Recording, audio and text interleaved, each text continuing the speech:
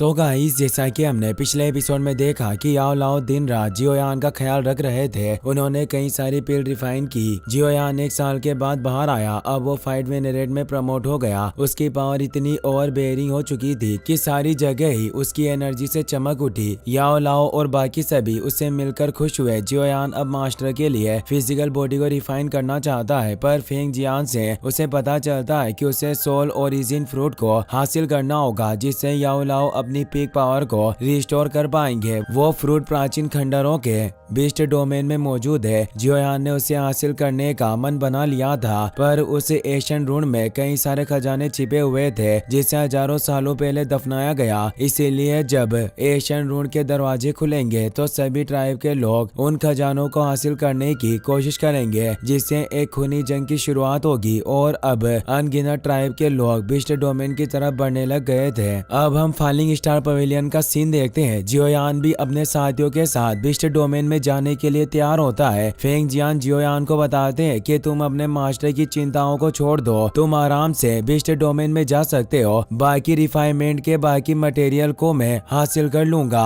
अब तुम मन की शांति के साथ उन प्राचीन खंडरों में प्रवेश करना। जियोयान कहता है कि आप दोनों निश्चित रहे, मैं उस सोल ओरिजिन फ्रूट को हासिल करके ही वापस लौटूंगा। याओ लाओ कहते हैं कि प्राचीन खंडरों में काफी ज्यादा खतरे होंगे, इसीलिए तुम्हें बहुत केयरफुल रहना होगा। और जहाँ तक मुझे लगता है कि इस बार उन प्राचीन खंडरों में बहुत सारे मजबूत ट्राइब के लोग इकट्ठा होंगे और उन खजानों के लिए एक ब्लडी वॉर शुरू हो जाएगी। पर तुम कोई भी ऐसे काम मत करना जिससे तुम्हें परेशानी हो। आगे चलकर तुम्हें अपने मास्टर को भी हॉल ऑफ सोल्स से बचाना है। याद रहे, कोई गलती ना हो। जियोयान कहता है कि मास्टर मैं बहुत अच्छे से समझता हूँ, मेरे ऊपर बहुत सारी जिम्मेदारियां हैं। अब फेंग जियान उसे एक मैप देते हुए बताते हैं कि यह प्राचीन खंडरों का नक्शा है। साथ ही किंग लुआन भी तुम्हारे साथ जाएगी, क्योंकि इसकी फैमिली भी एक बिस्ट डोमेन से है, जिससे शायद वहाँ तुम्हारी मदद कर सके। जियोयान मान जाता है। किंग लुआन कहती है कि ब्रदर जियोयान, उम्मीद करता हूँ कि हमारी ये यात्रा काफी अच्छी होगी। जियोयान अब सभी से विदा लेता है और बताता है कि मुझे पूरा भरोसा है कि हमारी ये ट्रिप काफी अच्छी रहेगी और हम एक अच्छी खबर के साथ वापस लौटेंगे। अब जियोयान अपने साथियों के साथ वहाँ से शिप की तरफ निकल जाता है। फेंग जियान याओ लाओ से कहते हैं कि अगर जियोयान की ट्रिप कामयाब रही तो तुम अपनी फिजिकल बॉडी के साथ पीक स्ट्रेंथ पर पहुंच जाओगे, जिससे भले ही हॉलो सोल्स के लोगों का हमसे सामना हो, पर फिर हमारे फॉलिंग स्टार पवेलियन के पास भी उनसे लड़ने के लिए पर्याप्त ताकत होगी। वास्तव में भाई, तुमने एक बहुत ही अच्छे स्टूडेंट को चुना है जो तुम्हारी काफी परवाह करता है। याओ लाओ कहते हैं कि इस बार मैंने अपने शिष्य को चुनने में कोई गलती नहीं की और जियोयान को स्टूडेंट के रूप में पाकर मुझे अब अपने जीवन से कोई पछतावा भी नहीं रहा। जियोयान तेजी से प्राचीन खंडरों की तरफ बढ़ने लग जाता है। जियोयान उस मैप को देखने लगता है। किंग लुआन बताती है कि वो एशियन रून का दरवाजा बिस्ट डोमेन के बोन माउंटेन में दिखाई दिया है। हमें उस जगह पर पहुंचने में कम से कम 10 दिनों का वक्त लगेगा। जियन काफी परेशान हुई कहती है कि ये ट्रिप वाकई काफी बोरिंग होगी। हुओ चियान भी बोलते हैं कि इन 10 दिनों के अंदर मैं अच्छी नींद ले पाऊंगा और जब हम वहाँ पहुँच जाएंगे तब तुम मुझे जगह देना। जियोयान किंग लुआन से कहता है कि तुम मुझे बिस्ट डोमेन की सिचुएशन के बारे में बताओ ताकि हम वहाँ पर होने वाले खतरों से सावधान रह सके। किंग लुआन बताती है कि बिस्ट डोमेन में डूक्यू कॉन्टिनेंट के लगभग 70% बिस्ट फैमिली निवास करती है, इसीलिए इसे मैजिकल बिस्ट वर्ल्ड के नाम से भी जाना जाता है। वहाँ मैजिकल बिस्ट रियल्म में 3 मेजर ग्रुप हैं, जिनके नाम 9 nether earth python, heaven demon, phoenix tribe और एशियन वाइट ड्रैगन है। और इस बार हमारी डेस्टिनेशन बोन माउंटेन है, जो 9 नेदर अर्थ पाइथन लोगों की टेरिटरी में मौजूद है। जियोयान ये नाम सुनकर थोड़ा हैरानी से उनके बारे में पूछता है तो बताती है कि मैजिकल एनिमल की दुनिया में कई सारे कबीले के लोग 9 नेदर अर्थ पाइथन क्लैन के साथ जुड़े हुए हैं। भले ही उनका ब्लड लाइन प्योर नहीं है, पर फिर भी उस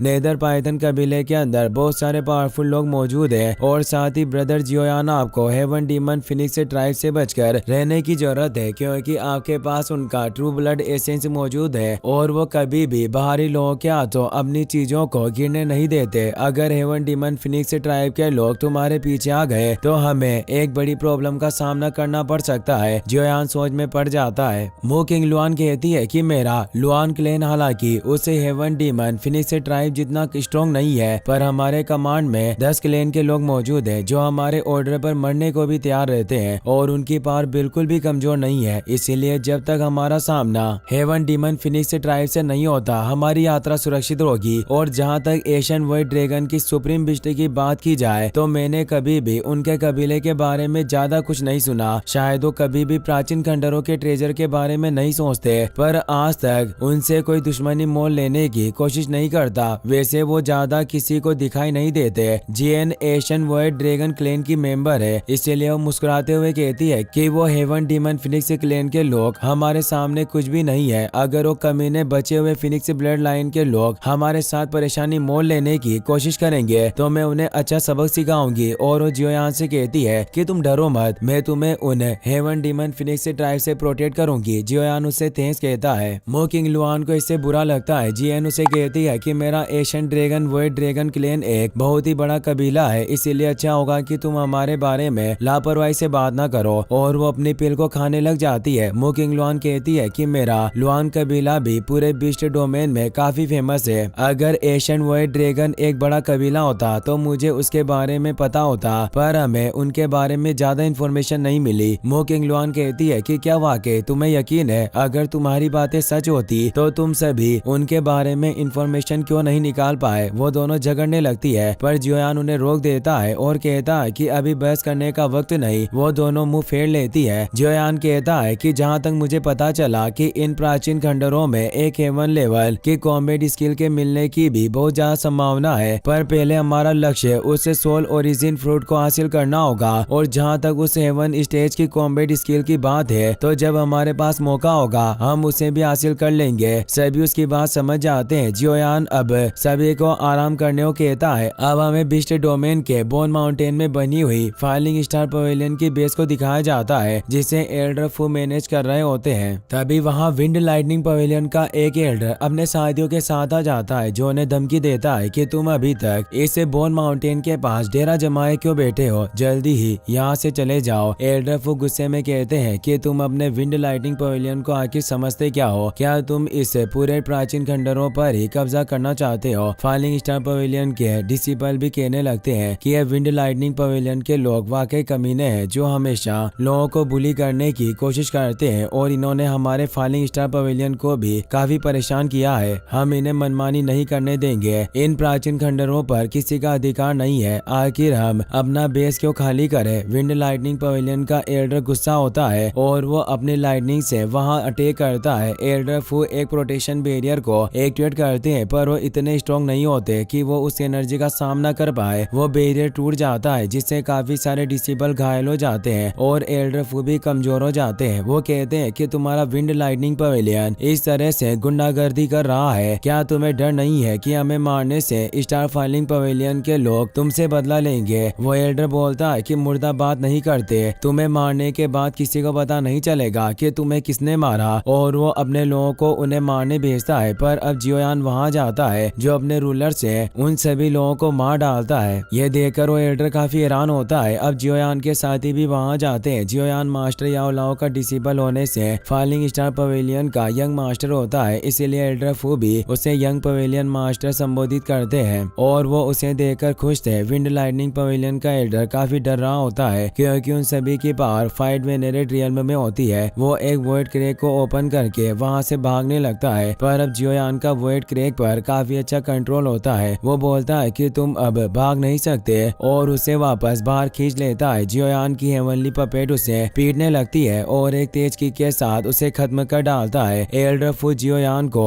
इस मदद के लिए थैंक्स कहते हैं। जियोयान उनसे पूछता है कि आखिर हुआ क्या और ये लोग यहाँ क्या लेने आए थे? तो एल्डर फू बताते हैं कि विंड लाइटनिंग पवेलियन का लीडर अपने लोगों के द्वारा दूसरे लोगों के सभी कैंप पर कब्जा करने की कोशिश कर रहा है। उन्होंने काफी सारे लोगों को अभी तक बाहर भेज दिया, पर मैंने कभी नहीं सोचा था कि वो विंड लाइटनिंग पवेलियन के लोग हमारे साथ भी परेशानी पैदा करेंगे। डिसेबल बोलते हैं कि हमें उम्मीद है कि यंग पवेलियन लीडर आप हमारे उन लोगों से बदला लेने में मदद करोगे, ताकि उन्हें भी हमारे फाइलिंग स्टार पवेलियन की पावर का एहसास हो। जियोयान को भी विंड लाइटनिंग पवेलियन से बदला लेना था और ये वक्त उनसे बदला लेने के लिए बहुत ही अच्छा होता है। वहीं अब हमें विंड लाइटनिंग पवेलियन के बेस को दिखाया जाता है, जहां फेतियान मौजूद होता है। वो डिसेबल को बताता है कि अंदर पवेलियन लीडर कुछ मेहमानों के साथ बात कर रहे हैं, इसीलिए चाहे कुछ भी हो पर कोई उन्हें परेशान ना कर पाए। तभी आसमान में तेज बिजली गरजने लगती है और वहाँ विंड लाइटनिंग पवेलियन के लोगों लोगों की लाशें नीचे गिरती है, जिससे वो सभी हैरान होते हैं। सभी डिसेबल डर रहे होते हैं कि आखिर उन्हें किसने मारा होगा। फेतियान भी पूछता है कि आखिर यहाँ कौन है जो मेरे विंड लाइटनिंग पवेलियन में परेशानी पैदा करने की हिम्मत कर रहा है। ऊपर एक तेज एनर्जी वेव क्रिएट होती है और जियोयान हंसते हुए कहता है कि फेतियान, तुमसे बहुत दिनों से मुलाकात नहीं हुई, और वो एक वॉइड क्रैक से बाहर आ जाता है। मुझे उम्मीद है कि तुम काफी अच्छे से वक्त गुजार रहे होगे, पर अब तुम्हारा वक्त खत्म होगा। और वो अपने ओरा को वहाँ फैलाता है। फेतियान को से देखकर गुस्सा आता है। अंदर मौजूद पवेलियन लीडर फेतियान से कहता है कि जल्दी से इस जियोयान से निपटो ताकि हमारे मेहमानों को कोई परेशानी ना हो। फेतियान उसकी बात समझ आता है। वो जियोयान से कहता है कि तुम्हारी वजह से पहले भी मुझे काफी बेइज्जती का सामना करना पड़ा, इसलिए अब मैं तुम्हारे साथ लाइफ एंड डेथ की बैटल लड़ूंगा। और वो फुल पावर के साथ जियोयान पर अटैक करने जाता है। वो जियोयान पर अपने स्पीयर से अटैक करने की कोशिश करता है, पर जियोयान अपने 3000 लाइटनिंग मूवमेंट की मदद से बच रहा होता है। फेतियान उस पर एक पावरफुल अटैक करने लगता है, पर जियोयान अपने 2 फिंगर से ही उसके अटैक को रोक देता है, क्योंकि फेतियान सिर्फ एक फाइट एंसेस्टर होता है। जियोयान कहता है कि अब